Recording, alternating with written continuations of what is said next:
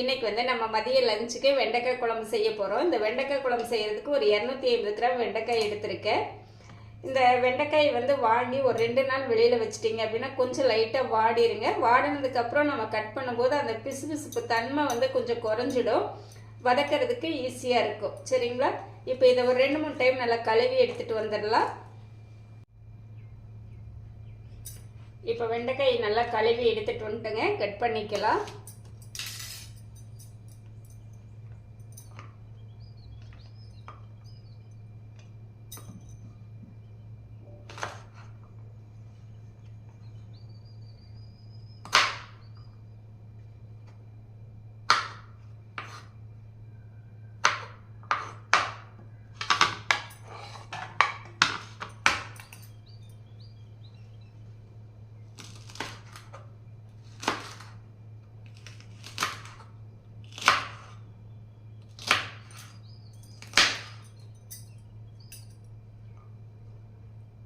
இந்த மாதிரி நல்லா ரவுண்டாக எல்லா காயுமே கட் பண்ணி எடுத்துக்கலாங்க.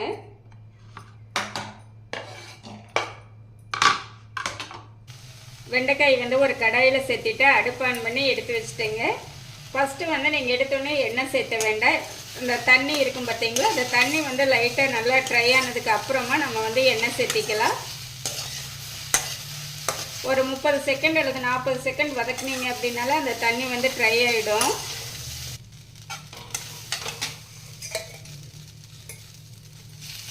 ஒரு ஸ்பூன் எண்ணெய் சேர்த்திக்கலாம். வெண்டைக்காய் வாங்கிட்டு வந்து ஒரு 2 நாள் நல்லா வெளியிலே வச்சுருந்ததுனால பார்த்தீங்கன்னா அந்த பிசுபிசுப்பு கொஞ்சம் கம்மியாக இருக்குது பார்த்தீங்களா. அடுப்பு வந்து கொஞ்சம் மீடியத்துக்கு குறைவாக வச்சு நல்லா வதக்கி எடுத்துக்கலாங்க. வெண்டைக்காய் வந்து வதங்கிட்டு இருக்குதுங்க. இப்போ ஒரு 1/4 மூடி தேங்காய் எடுத்து இந்த மாதிரி கட் பண்ணி வச்சுருக்கேன். இது வந்து சேர்த்திக்கலாம். கூடவே ஒரு ஸ்பூன் பொட்டுக்கடலை சேர்த்திக்கலாம். இப்போ இது தண்ணி விட்டு நல்லா நைஸாக அரைச்சி எடுத்துகிட்டு வந்துடலாங்க. வெண்டைக்காய் வந்து நல்லா இந்த அளவுக்கு வதங்கிடுச்சுங்க. இப்போ நம்ம எடுத்து வேற ஒரு தட்டுக்கு மாற்றிக்கலாம்.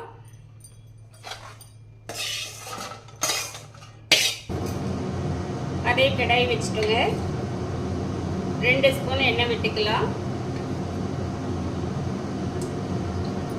1 ஸ்பூன் கடுகு நல்லா பொரிஞ்சிடுச்சுங்க. 1 ஸ்பூன் உளுந்தம்பருப்பு, ஒரு பெரிய வெங்காயம் கட் பண்ணி வச்சுருக்கேன், சேர்த்திக்கலாம். ஒரு கொத்த கறிவேப்பிலை,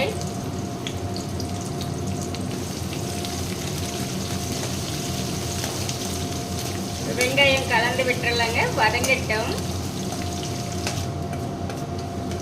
வெங்காயம் வந்து நல்லா வதங்கிடுச்சுங்க. மீடியம் சைஸில் 2 தக்காளி எடுத்து இந்த மாதிரி நல்லா அடித்து வச்சுருக்கேன், சேர்த்திக்கலாம்.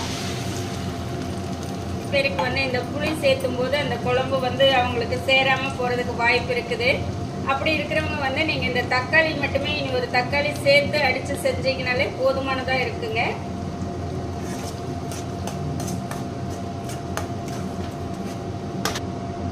கால் ஸ்பூன் மஞ்சத்தூள், ஒரு 3 ஸ்பூன் மல்லித்தூள் சேர்த்திக்கலாம். 2 ஸ்பூன் மிளகாய்த்தூள். மிளகாய்த்தூள் வந்து உங்களுக்கு காரம் எந்த அளவுக்கு தேவையோ அதுக்கு தகுந்த மாதிரி அட்ஜஸ்ட் பண்ணி சேர்த்திக்கோங்க.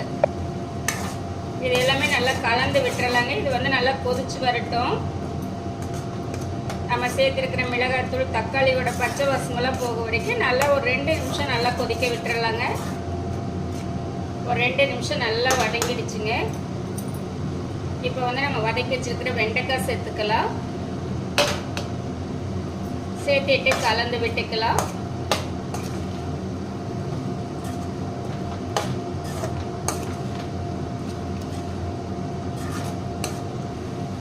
வெண்டைக்காய் சேர்த்துட்டு அந்த மசாலாலாம் கலந்து விட்டு ஒரு 1 நிமிஷம் விட்டுட்டேங்க.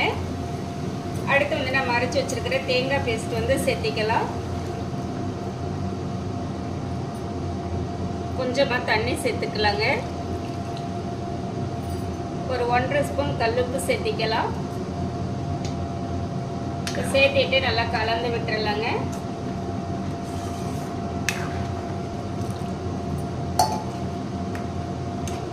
பாருங்க, திருப்பி கொஞ்சம் தண்ணி சேர்த்து நல்லா கலந்து விட்டுறலாங்க. இந்த குழம்பு வந்து நல்லா ஒரு கொதி வரட்டும்.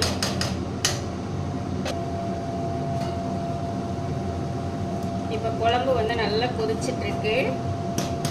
ஒரு இந்த அளவுக்கு தான் புளி எடுத்துருக்கேங்க. இந்த அளவுக்கு புளி எடுத்துட்டு நல்லா கரைச்சி வச்சிருக்கேன். இந்த புளி தண்ணி வந்து சேர்த்திக்கலாம்.